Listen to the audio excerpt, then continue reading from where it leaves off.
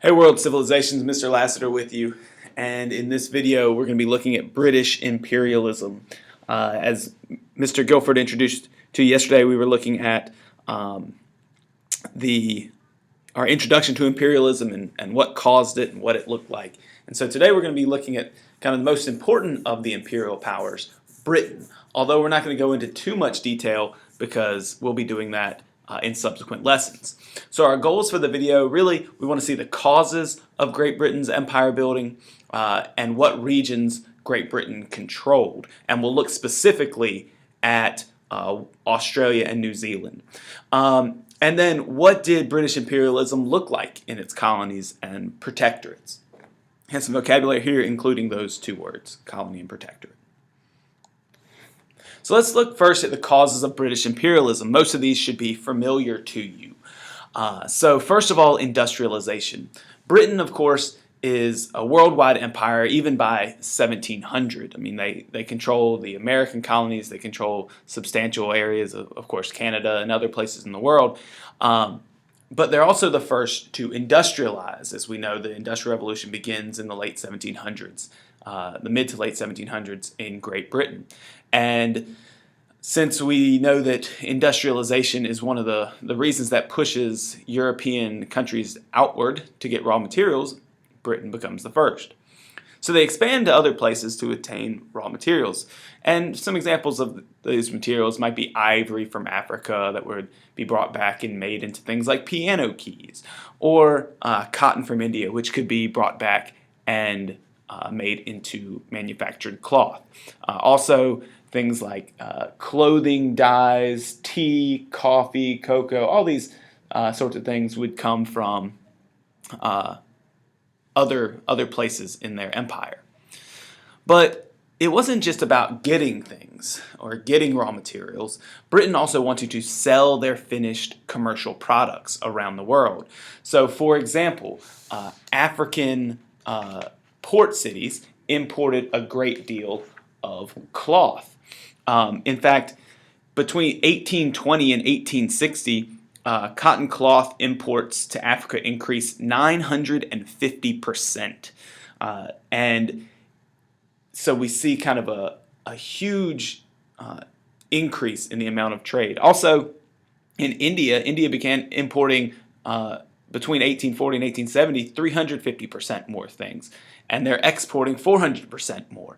Now, what do all these numbers mean? You don't have to remember them, but what they do show is that throughout these 1800s, especially into the latter part of the 1800s, we see an intense increase in the amount of goods traded as Britain continues to industrialize. And one of the things that helps this are technological changes. For example, new ship technology, such as the Clipper ship, which you see here, which was an extremely large and fast sailing ship.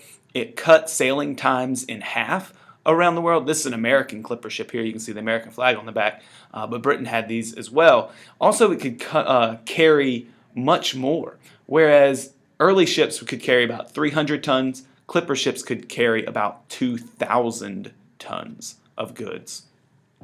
This will eventually be replaced by the steamship, so even greater technological changes by the time we get to 1900. So with the increase in shipping volume, this also lowers the cost of shipping for Britain and allows them to make even more money to put into industry, to grow and continue to expand. There are also cultural causes of this. Religion, especially spreading into Africa, racist pseudoscience that we've talked about, competition, all these things that Mr. Guilford talked about in the last video. But we can also look at political and strategic changes and advantages.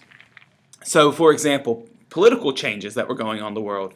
In the early 1800s, the Napoleonic Wars take place, and with the defeat of the Dutch and the French, the British are able to expand their control into places like Southeast Asia, Southern Africa, and the Caribbean, places that had been Dutch colonies or French colonies.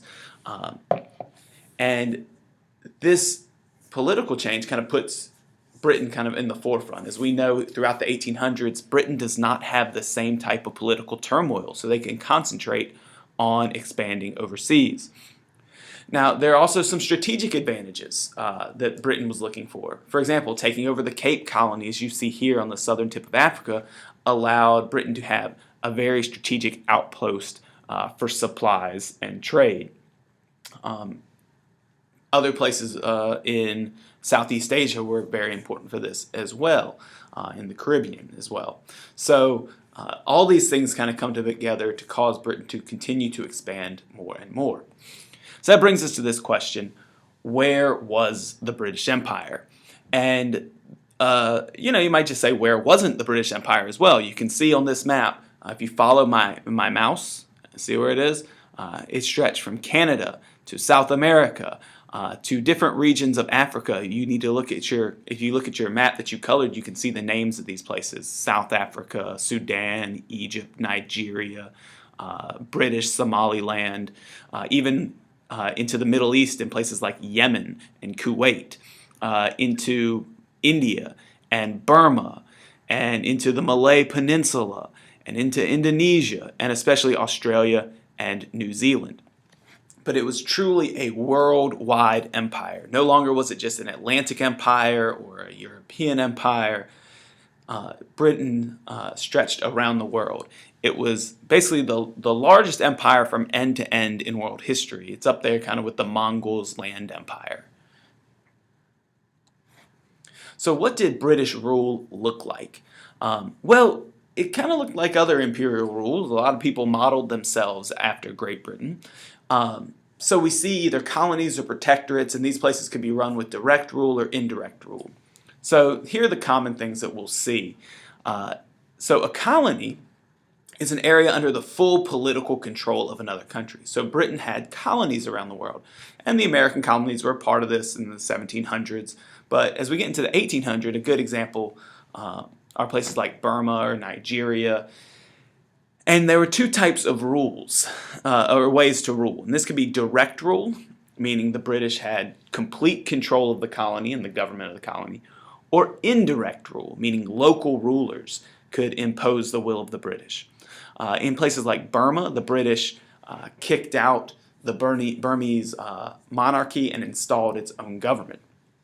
Indirect rule existed in places like Nigeria, where Britain left in local leaders just in exchange for their cooperation.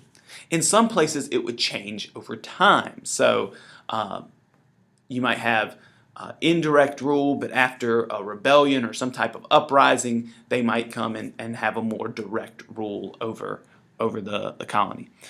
It could go the other way too, as we'll see kind of in places like Canada and Australia.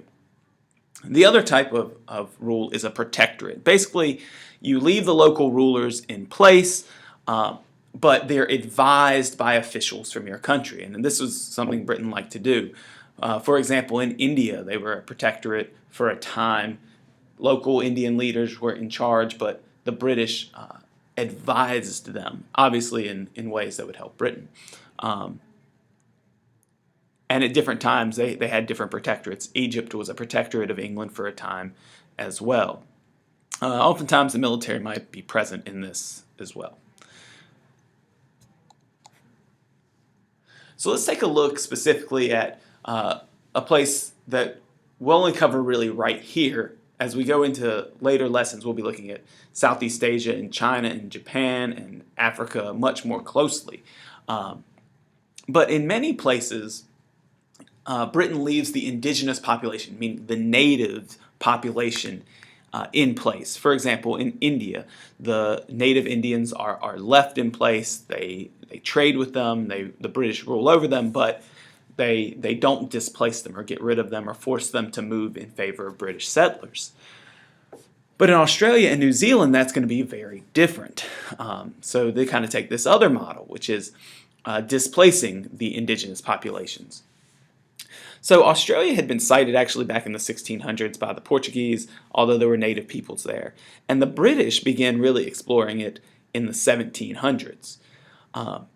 As new diseases are introduced to Australia and New Zealand, these kind of people who have been separated from many other peoples for a long time, their populations severely decrease. And we call the native peoples of Australia the Aborigines, and the natives in New Zealand are the Maori. So as these numbers begin to decrease, it makes it easier for Great Britain to settle those regions, Australia and New Zealand. So Britain begins to use Australia really as a colony for convicts, and they begin to send people, including there was one famous convict who broke into the palace and stole the underwear of Queen Victoria, and he was convicted and sent to Australia to the penal colony there to serve his time. And so it actually became just a convict colony. But after the discovery of gold in Australia in 1851, a flood of free European settlers moved to that colony. In New Zealand, British settlers come much more slowly, but once the Maori tribes are defeated there, faster ships and a gold rush there brings many more British immigrants to the region. Ultimately, as more and more British settlers come to Australia and New Zealand, it ceases to be kind of an area that they have to worry about uprisings in. So gradually power is turned over to these places.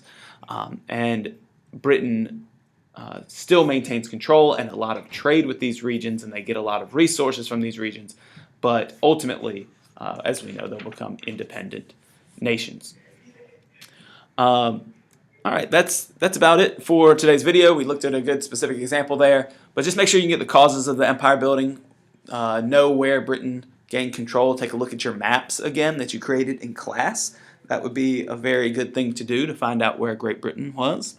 And, of course, what did it look like in these colonies and protectorates, and Australia and New Zealand specifically. That's it. Have a good day.